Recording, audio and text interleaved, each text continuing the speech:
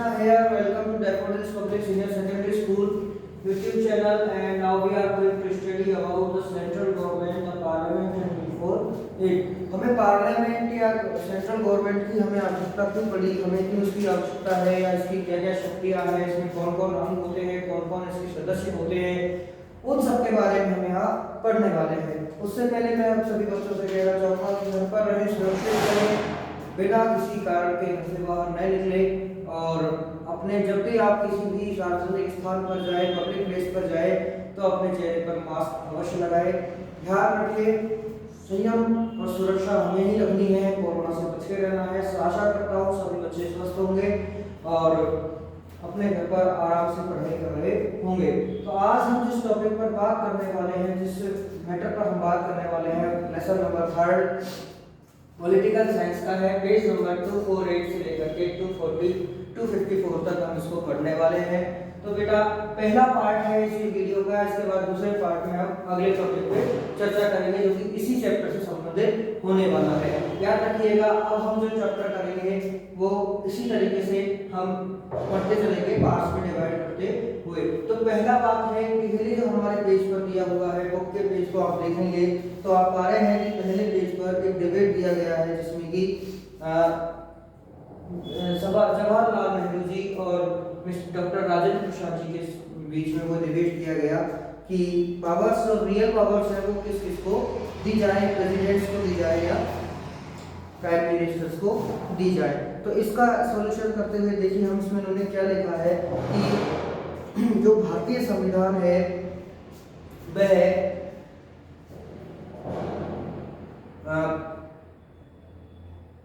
भारतीय जो संविधान है उसमें सारी शक्तियां किसके निहित हैं, प्राइम मिनिस्टर के पास होती हैं, और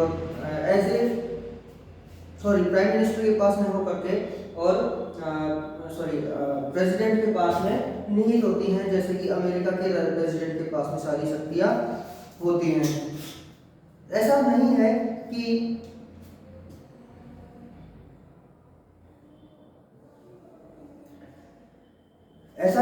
कि भारत की प्राइम मिनिस्टर की शक्तियां कम हैं। देखिए यहाँ पर जो है समझने वाली बात है, मैंने अभी कहा कि भारत के राष्ट्रपति के पास वही शक्तियां नहीं है जो कि अमेरिका के प्राइम मिनिस्टर के पास में है। तो क्या सर हमारा प्रधानमंत्री, हमारा राष्ट्रपति हमारा जो प्रेसिडेंट है वो निर्णय ले सकता है? नहीं बेटा, लेकिन हमारे राष्ट्रपति के पास में वो सारी शक्तियां हैं जो कि किसी अन्य देश के राज्यों के अन्य देशों के राष्ट्रपतियों के पास में होती हैं।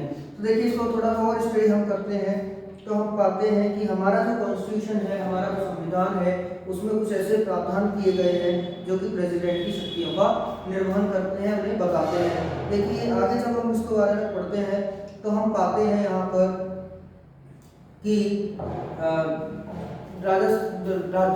इंडिया का जो प्राइम मिनिस्टर इंडिया का जो प्रेसिडेंट है वह अपने अधिकार क्षेत्र में जो है कि आपको सलाह दे सकता है, आपको किसी भी नियम पर ऐड करवा सकता है, एडवाइस दे सकता है, ठीक है। एनी जो भी कंडक्ट हमारे जो कॉन्सेप्ट ऑफ मिनिस्ट्रीज ने जो लागू किए हैं, नियम जो बनाए हैं, उन पे वो सलाह दे सकता है, मशवरा दे सकता है, उन्हें फेरबदल करवा सकता है, ठीक है, ओके। और उन्हें पास करने का अधिकार भी राष्ट्रपति के पास ही होता है। याद रखिएगा इस चीज को, माफ कीजिएगा। जो भारतीय संविधान है यह मुख्य रूप से फंडामेंटली डिफरेंट पर आधारित होता है। यहाँ पर एक चीज समझने में आएगी हमारे कि हम अगर अमेरिका से हमारे संविधान की तुलना करते हैं तो हम पाते हैं कि हमारे यहाँ पर थोड़ी सी डिफरेंट पोजीशन है अमेरिका के बिहाफ में। अगर अमेरिका में देखा जाए तो सर्वे सर्वा वहाँ पर राष्ट्रपति होता है, हमारे यहाँ भी सर्वे सर्वा राष्ट्रपति है, राष्ट्रपति से ऊंचा पद भारत में नहीं होता है। लेकिन फिर भी हमारे यहाँ पर राष्ट्रपति को कुछ पावर्स ऐसे दिए गए हैं जिससे कि वो प्रधानमंत्री को कुछ पावर्स ऐसे दिए गए हैं जिससे कि वो देश का राजा कहलाता है। तो आगे हम देखेंगे, जैसे कि हम यहाँ पर पढ़ते हैं और पाते हैं कि इंग्लिश कॉन्स्टिट्यूशन में राष्ट्रपति तो कोई पद नहीं है, वहाँ पर किंग और क्वीन जो पद जो नियम बनाते हैं वो राष्ट्रपति को लागू करने होते हैं। तो चाहे हमारे यहाँ पर भी प्रधानमंत्री जो नियम बनाते हैं उन्हें हमने ही हमारा राष्ट्रपति लागू कर सकता है। हाँ, उसमें वह कुछ परिवर्तन करवा सकता है, कुछ फेरबदल करवा सकता है, कुछ अपनी एडवाइस दे सकता है, जिसको मानने के लिए प्रधानमंत्री या प्राइम मिनिस्टर्स या मिनिस्टर्स जो डिपार्टमेंट के हैं वो बाध्य नहीं होते हैं। याद रखिएगा इस चीज को। इसके बाद में हम आगे बढ़ते हैं। तो जब ये दोनों के बीच में डिबेट हो रहा है तो 28 नवंबर 1960 को भारतीय संविधान में इंडियन लॉ इंस्टीट्यूशन ने प्रेसिडेंट के रूप में किसको चुना था? डॉक्टर राजेंद्र प्रसाद को as a president of India चुन लिया था। ठीक है, इसके बाद हम आगे बढ़े तो पाते हैं कि जो काउंसिलिंग मेंबर्स जो थे उस समय के काउंसिल जो मिनिस्टर्स थे जो जिन्होंने भी संविधान की निर्माण सभा में भाग लिया था, उन्होंने भी इस चीज को डिफाइन किया है कि राष्ट्रपति के पास कौन सी शक्तियां रहेंगी और प्रधानमंत्री के पास में कौन सी शक्तियां रहेंगी। साथ ही इस चीज को आगे जब हम पढ़ते हैं और पाते हैं कि राजेंद्र प्रसाद ने सुप्रीम कोर्ट के जस्टिस में पाया है कि जो फॉर्मल हेड है वो राष्ट्रपति ही रहेगा, लेकिन जो वास्तविक जो शक्तियां हैं वो किसके पास है? प्रधानमंत्री के पास में रहती है। हालांकि कुछ शक्तियां ऐसी हैं जिन पर प्रधानमंत्री अपना जो है किसी भी प्रकार का हस्तक्षेप नहीं कर पाते हैं। उन शक्तियों के बारे में हम आगे पढ़ने वाले हैं इस चैप्टर में। तो देखिए बेटा, जब भी बात आती है राष्ट्रपति की तो राष्ट्रपति को, भारत का राष्ट्रपति को दी जाती है कि उसको केवल अपने नियमों को लागू करने का अधिकार होता है, वह किसी भी नियम को रोक नहीं सकता है। देखिए हमारे संविधान में हमारे यहाँ पर पार्लियामेंट का निर्माण का प्रक्रिया बताई गई है कि हम अपने पार्लियामेंट को किस तरीके से बनाते हैं। तो देखिए पहला क्वेश्चन है मेरा कि व्हाट इज पार्लियामेंट? पार्लियामेंट क्या होता है? ठीक है, तो मैं बात करते हैं कि पार्लियामेंट क्या है सर। तो the institution where the representative of the people sit down to formulate the policies and ground the country is called the parliament. वह स्थान जहां पर लोगों के द्वारा चुने गए प्रतिनिधि देश का प्रतिनिधित्व करते हैं और लोगों का प्रतिनिधित्व करते हैं, उनके लिए नियम बनाते हैं और उन्हें लागू करते हैं, पार्लियामेंट कहलाता है।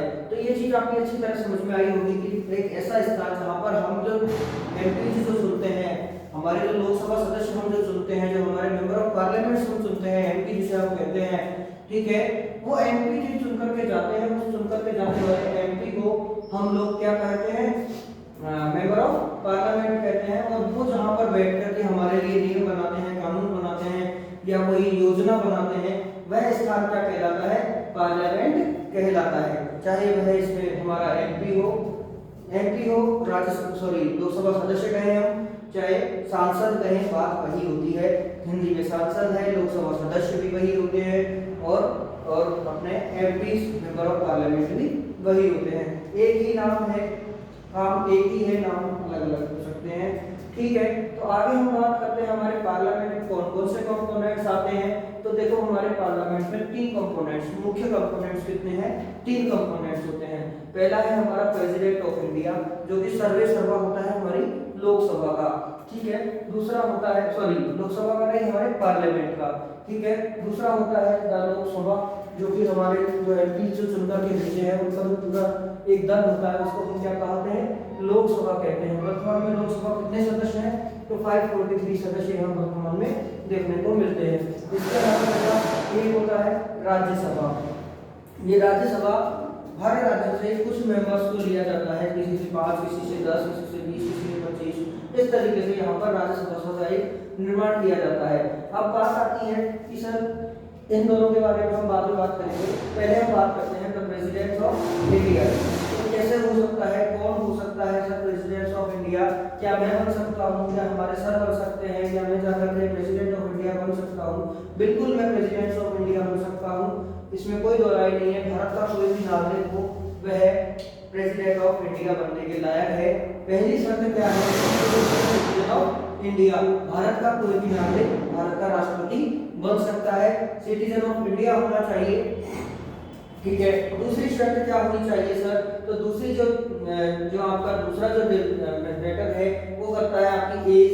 आपकी एज अगर मोर देन 35 इयर्स है तो आप राष्ट्रपति का चुनाव लड़ सकते हैं, बन सकते हैं, चुनाव आप राष्ट्रपति के लिए अपने उसमें राष्ट्रपति का चुनाव अपने लड़ सकते हैं, अर्थात राष्ट्रपति बन सकते हैं। इसके बाद में मैं बात करूं कि अगर कोई भी व्यक्ति ऐसा है जो किसी भी प्रकार की गवर्नमेंट पोजीशन पर है, मान लीजिए कोई टीचर है, कोई गवर्नमेंट में कोई डॉक्टर है, कोई गवर्नमेंट में कुछ भी है, अगर वो गवर्नमेंट का कर्मचारी है तो वह राष्ट्रपति का चुनाव नहीं लड़ सकता है, नहीं राष्ट्रपति बन सकता है।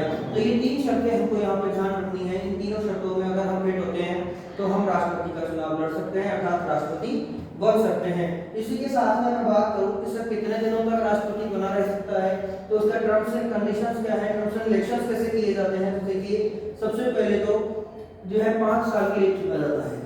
राष्ट्रपति की जो जिम्मेदारी होती है वो 5 साल तक के लिए होती है। 5 साल चुनने के बाद में राष्ट्रपति को अपने पद से त्याग देना होता है, दोबारा इलेक्शन कराए जाते हैं। अगर दोबारा चुना जाता है तो उसको दोबारा अगले 5 सालों के लिए बना दिया जाता है, लेकिन यह एक बार में 5 साल के लिए ही चुना जाता है। याद रखिएगा, राज्यसभा और लोकसभा, यहाँ पे देखिए लोकसभा और राज्यसभा हमारे पार्लियामेंट के ही हिस्से हैं ये दोनों।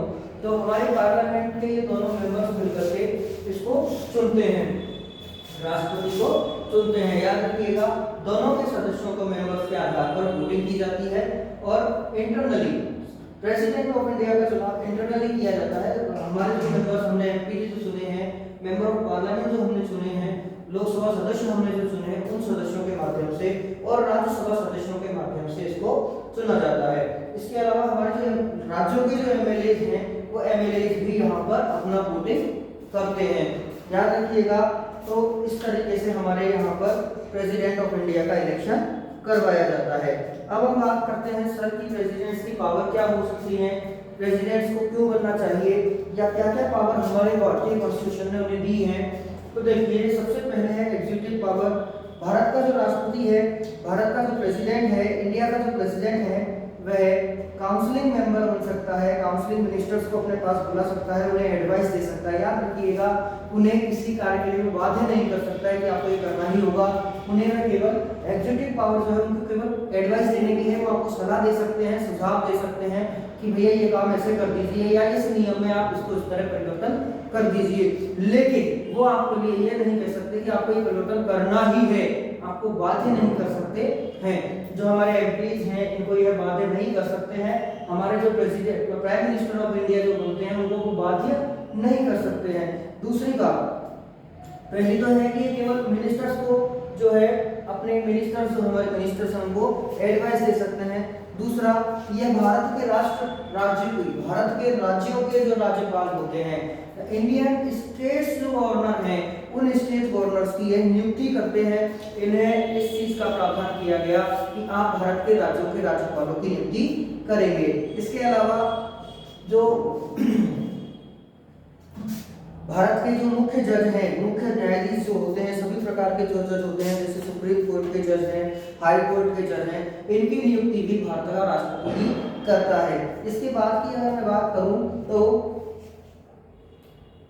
यह अपने आप को भारत के राष्ट्रपति के तौर पर किसी भी देश में ले जा सकता है और इसके साथ में भारत का प्रतिनिधित्व भी कर सकता है। साथ ही अगर बात करें इलेक्शन कमीशन ऑफ इंडिया, जो कि भारतीय निर्वाचन आयोग जो होता है, जिसमें कि हम हर साल पढ़ते हैं कि भारतीय चुनाव होने वाले हैं, तो एक नाम बहुत सुनते हैं हम लोग, भारतीय इंडियन इलेक्शन कमीशन या इलेक्शन कमीशन ऑफ इंडिया। तो इसकी नियुक्ति जो मुख्य इसका अधिकारी होता है इलेक्शन कमिश्नर, उसकी नियुक्ति भी भारत का राष्ट्रपति ही करता है। इसके अलावा और भी अन्य छोटे मोटे पदों की नियुक्ति भी भारत का राष्ट्रपति कर सकता है। ठीक है, अब हम बात करते हैं दूसरे पावर की। तो लेजिस्लेटिव पावर कौन सी है जो भारत का राष्ट्रपति हमारे यहाँ पर अपने उसको करता है, पास अपने उसमें उसके अधिकार क्षेत्र में आता है, उसके राइट एक्ट में आता है। तो देखिए, no bill passed by the parliament can कभी कम एन एक्ट और law without the consent of president. अगर भारत का राष्ट्रपति किसी बिल पर अपना सहमति नहीं देता है, नॉर्मली दे देता है, ऐसी कुछ भी प्रॉब्लम नहीं आती है, अभी तक तो आई नहीं कि किसी भारत के राष्ट्रपति ने किसी बिल को रोका हो, लेकिन अगर रोकता भी है तो वह आपस में उसमें सलाह मशवरा करके हमारे प्राइम मिनिस्टर के साथ में या एमपी एमएलए के साथ में मिलकर के उसमें कुछ संशोधन करके और उसको वो जारी कर देता है। लेकिन अगर कोई बिल तब तक एक्ट में नहीं लाया जा सकता है जब तक हमारा भारत का राष्ट्रपति उस एक्ट को पास ना करे या उस बिल को पास ना करे। मान लीजिए हमारे भारत के राष्ट्रपति ने भारत की संसद ने किसान बिल लाई, अगर राष्ट्रपति उसको मंजूरी नहीं देते हैं तो वह बिल नहीं बन पाएगा, कानून नहीं बन पाएगा, कोई भी ऐसा कानून नहीं बन पाएगा। इसके बाद में हम बात करें तो जब भी जनरल इलेक्शंस होते हैं, ठीक है, या फर्स्ट सेशन जो पार्लियामेंट का होता है, देखिए मान लीजिए इस साल आपका इलेक्शन हुआ, ठीक है, आपका 2023 में इलेक्शन हुआ लोकसभा का, ठीक है, और लोकसभा के इलेक्शन के बाद जब पहला सेशन लगेगा तो उसकी अध्यक्षता राष्ट्रपति ही करता है। याद रखिएगा इस चीज को, उस समय लोकसभा अध्यक्ष नहीं होता है, उस समय कौन करता है इसकी अध्यक्षता, तो राष्ट्रपति इसकी अध्यक्षता करता है दोनों सदस्यों की, एक साल में एक बार।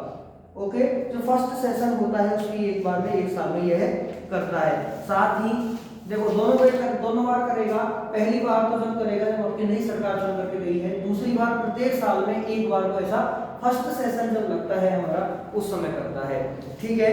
इसके बाद में मैं बात करूं तो फाइनेंशियल पावर्स भी हमारे राष्ट्रपति को दी गई हैं।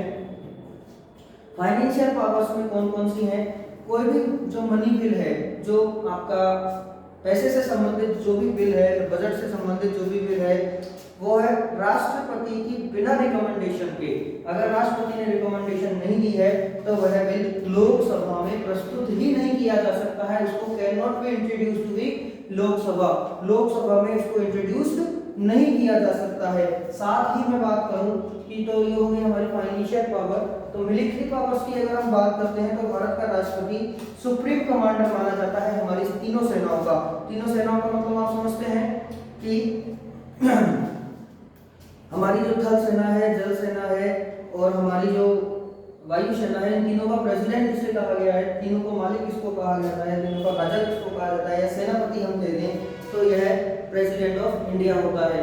इसी के आदेश का पालना हमारी तीनों सेनाओं को करनी होती है, ठीक है। इसके बाद में मैं बात करता हूँ जुडिशियल पावर की।